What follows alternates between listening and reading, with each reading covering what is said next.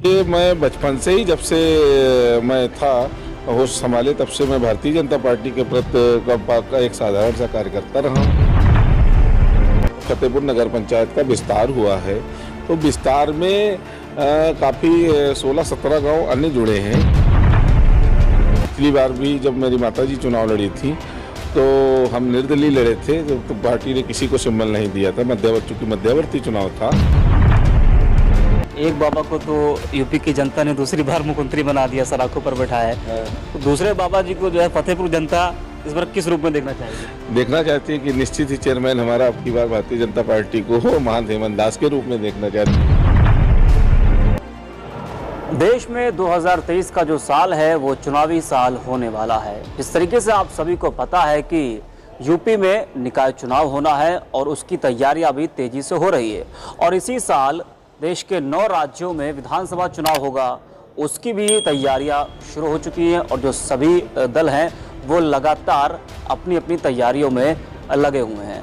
और 2024 में लोकसभा चुनाव होना है, तो जो यूपी में निकाय चुनाव होगा, तो ये निकाय चुनाव जो है वो 2024 का सेमीफाइनल है। यानी कि जो 2024 में लोकसभा चुनाव होगा, तो ये निकाय चुनाव जो है लोकसभा चुनाव का सेमीफाइनल माना जा रहा है। और सभी दलों ने तैयारियां भी शुरू कर दी है। आपने देखा था कि आरक्षण सूची जारी हुई थी, लेकिन एक वर्ग कोर्ट चला गया था। उसके बाद फिर 3-3.5 महीने के बाद एक आरक्षण सूची जारी हुई। उसको लेकर कहीं ना कहीं समाजवादी पार्टी ने नाराजगी जाहिर की है। लेकिन जो अब बिगुल है निकाय चुनाव का, वो बच चुका है, पूरी तरीके से माहौल बन चुका है। अभी तक तो कुछ महीने से जो सभी दल है, जो प्रत्याशी हैं, वो शांत बैठे हुए थे। लेकिन जब दूसरी बार आरक्षण सूची जारी हुई तो सभी जो प्रत्याशी हैं वो अपनी मेहनत में एक बार फिर से लग गए हैं। तो इस वक्त हम बाराबंकी की नगर पंचायत फतेहपुर में हैं, और इस वक्त हमारे साथ में महंत हेमंत दास जी हैं, जो कि बीजेपी के कार्यकर्ता हैं, और यहाँ से वो टिकट की दावेदारी कर रहे हैं। महंत जी, बहुत बहुत स्वागत है आपका। नमस्कार, स्वागत है। तो सबसे पहले ये बताइए कि आरक्षण सूची जारी हो चुकी है, कई महीने से शांत बैठे थे आप लोग, तो मेहनत तो फिर शुरू कर दी होगी? हाँ, बिल्कुल शुरू कर दिए। काफ़ी ज़ोर शोर से मेहनत कर रहे हैं और जनता से जाके मिल रहे हैं, और जनता का रुझान भी जान रहे हैं कि क्या चाह रही है। जनता का वोट मन बहुत जोरों से है कि भारतीय जनता पार्टी के पक्ष में वोट किया जाए, क्योंकि मोदी जी और योगी जी जिस तरीके से जनता की सेवा कर रहे हैं, जन कल्याणकारी योजनाएं जो लाभ है, जिससे गरीब जनता लाभान्वित होती है, उससे जनता का रुझान भारतीय जनता पार्टी की ओर बहुत जोरों से है जी। अच्छा महंत जी, आप लगातार बीजेपी से जुड़े हुए हैं, तो सबसे पहला मेरा सवाल यह है कि जो आपका राजनीतिक सफ़र रहा है वो कैसा रहा है, और बीजेपी की कौन सी ऐसी नीति हैं जिसने आपको प्रभावित किया और आप बीजेपी के साथ लगातार जुड़े रहे? देखिए, मैं बचपन से ही, जब से मैं था होश संभाले, तब से मैं भारतीय जनता पार्टी के प्रति का एक साधारण सा कार्यकर्ता रहा हूँ। और इससे पूर्व में मेरी माताजी मध्यवर्ती चुनाव में उन्होंने निर्दलीय चुनाव लड़ा और तीसरी पोजीशन पे वो रही। 3500 कुछ वोट उनको मत प्राप्त हुए। उसके बाद रही बात कौन सी नीतियां जिससे मैं भारतीय जनता पार्टी से प्रभावित हुआ हूं, तो वो नीतियां मूलतः यहाँ है कि जो जन कल्याणकारी योजनाएं हैं, मोदी जी की जो योजना और योगी जी की जो योजना है, भारतीय जनता पार्टी की जो कार्यकारी शैली है, जिससे हर एक गरीब जनता तक लाभान्वित हो, नीचे वो बैठा व्यक्ति भी लाभान्वित हो, उन सभी नीतियों की वजह से, जैसे आयुष्मान योजना, प्रधानमंत्री आवास योजना और राशन योजना, उज्ज्वला गैस योजना, इस तरीके की सभी जन कल्याणकारी योजनाएं जो हैं, ऐसी हमारी भारतीय जनता पार्टी ही दे सकती है। इसीलिए मैं भारतीय जनता पार्टी से बहुत ज़्यादा प्रभावित हूँ। जो फतेहपुर की जनता है, तो जनता के ऊपर कितना विश्वास है, कितना भरोसा है? क्योंकि आज़ादी के बाद से एक ही परिवार से यहाँ पर नगर अध्यक्ष जो है वो आता जा रहा है, तो क्या चुनौतियाँ आपके सामने हैं? आपको लग रहा है कि ये चुनाव आपके लिए आसान होने वाला है? जी, बिल्कुल आसान होने वाला है। चूँकि पिछली बार भी जब मेरी माताजी चुनाव लड़ी थी तो हम निर्दलीय लड़े थे, तो पार्टी ने किसी को सिंबल नहीं दिया था। चूँकि मध्यवर्ती चुनाव था, तो उसमें जनता ने हमारा पुरजोर समर्थन किया था। अब जो गांव जुड़ गए हैं, फतेहपुर नगर पंचायत का विस्तार हुआ है, तो विस्तार में काफ़ी 16-17 गांव अन्य जुड़े हैं, और उसमें भी हमारा काफ़ी परिचय है। तो उस पर्चे के विश्वास पे, पर्चे से और जो अन्य गांव जुड़े उसमें हमारी जान पहचान भी बहुत है और सभी कार्यकर्ता भारतीय जनता पार्टी के कार्यकर्ता हैं। इससे हमको पूरा विश्वास है कि जनता हमारे साथ रहेगी। तो जो विस्तारित क्षेत्र हैं, जो विस्तारित क्षेत्र बढ़ा है, तो वहाँ के जो लोग हैं वो किनके साथ जाना पसंद कर रहे हैं? निश्चित ही भारतीय जनता पार्टी के साथ जाना पसंद करेंगे, क्योंकि जितनी भी जनता है वो सब किसान वर्ग से है।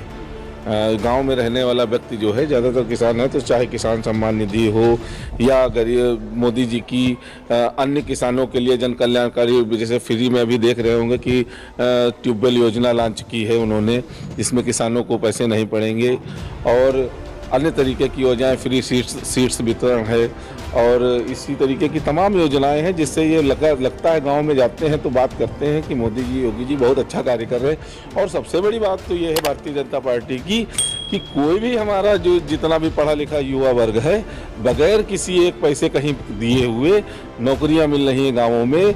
आपको जाइएगा, जिस किसी भी व्यक्ति को नौकरी मिली होगी वो बताता होगा कि कहीं हमको एक पैसा नहीं पड़ा है। इस कार्यशैली से लोग प्रभावित हैं, जिससे हमको भारतीय जनता पार्टी के ऊपर पूरा विश्वास है और कार्यकर्ताओं के ऊपर पूरा विश्वास है कि मुझे भारी मतों से विजयी बनाएंगे। विकास की अगर हम बात करें तो फतेहपुर जो है वो कितना बदला है आज़ादी के बाद से? जिस तरीके से एक ही परिवार से जो नगर अध्यक्ष यहाँ पर आते जा रहे हैं, तो उन्होंने अपने कार्यकाल में इस क्षेत्र को कितना बदला है? और जनता, क्या आपको लग रहा है कि यहाँ की जनता खुश है तभी लगातार मौके पर मौके देते जा रहे हैं? हाँ, कह सकते हैं कि अब जनता अगर उनको वोट देती थी तो खुशी होगी, ऐसा तो नहीं कह सकते हैं, मगर तब से अब में काफ़ी बदलाव है। हाँ, चूँकि ये कह लीजिए कि अभी हम उतने अपेक्षित नहीं थे जितनी हमको संख्या में हमको वोट मिलनी चाहिए थी। हाँ, इतना जो नहीं था, क्योंकि देख रहे हैं जितनी भी नगर पंचायत हैं वहाँ पे पहले भी विस्तारीकरण नहीं हुआ था, तो सब तमाम तरीके की उसमें समस्याएं थी। जो है अब उन सब समस्याओं से हमको लगता है जब विस्तारीकरण हुआ है, अन्य गांव जुड़े हैं, तो अब निश्चित ही सफलता मिलेगी, उसमें कोई दिक्कत वाली बात नहीं है। मैं देख रहा हूँ कि आप विद्यालय भी चलाते हैं, तो बड़ी जिम्मेदारियाँ आपके ऊपर होंगी, परिवार भी देखना है, विद्यालय भी देखना है, चुनाव भी देखना है, तो कैसे मैनेज करते हैं, टाइम कैसे निकालते हैं? सब हो जाता है, जनता हमारे साथ है और जनता हमको पूरा समर्थन करती है। और सुबह हम आश्रम में भी अपने समय देते हैं, थोड़ा समय विद्यालय में भी देते हैं, और हमारे विद्यालय का स्टाफ बहुत अच्छा है, हमको इस कार्य से मुक्ति दी है। जनता की सेवा करने का ज़्यादा अवसर मिलता है और ये हमारी कार्यशैली में रहा है कि शुरुआत से ही हम जनता के बीच में रहे हैं, तो इसमें कोई बहुत दिक्कत नहीं आती, हो जाता है सब। एक बाबा को तो यूपी की जनता ने दूसरी बार मुख्यमंत्री बना दिया, सलाखों पर बैठाया है, तो दूसरे बाबा जी को जो है फतेहपुर जनता इस बार किस रूप में देखना चाहिए? देखना चाहती है कि निश्चित ही चेयरमैन हमारा अब की बार भारतीय जनता पार्टी को हो महंत हेमंत दास के रूप में देखना चाहती है, और वो तो योगी जी हैं, खैर उनकी तो बहुत बड़ी बात है। उन्होंने अपनी कार्यप्रणाली से और अपनी निष्ठा से पूरे जो है समाज का अपना जो है दिल जीता है। हम भी चाहेंगे कि उनसे प्रेरणा लेके हम भी समाज में एक अच्छे कार्य करें, और जिस उद्देश्य से हमको जनता वोट दे, मैं ऐसी अपेक्षा करूंगा ईश्वर से कि मेरे मन, वचन और वाणी से किसी को ठेस न पहुंचे और जनता की सेवा करूं। अभी की एक अपडेट मैं देख रहा था, तो उस पर समाजवादी पार्टी ने आपत्ति जताई है, जो आरक्षण जारी हुआ है, तो वो कह रही है कि SC ST OBC को आरक्षण से कम सीटें दी गई हैं इस भी आरक्षण में। अब ये सुप्रीम कोर्ट का मामला है, इसमें मैं बहुत ज़्यादा, पार्टी ने आपत्ति जताई। अरे वो तो पार्टियों का काम है आपत्ति जताना, वो तो जो हमारी भारतीय जनता पार्टी जो अच्छा काम करती है उसमें काम ही है कि कुछ ना कुछ कहना, राजनीतिक पार्टियां हैं, हाँ, ये सब कहती रहेंगी ऐसा। और बहुत बहुत धन्यवाद आपका जुड़ने के लिए हमारे साथ।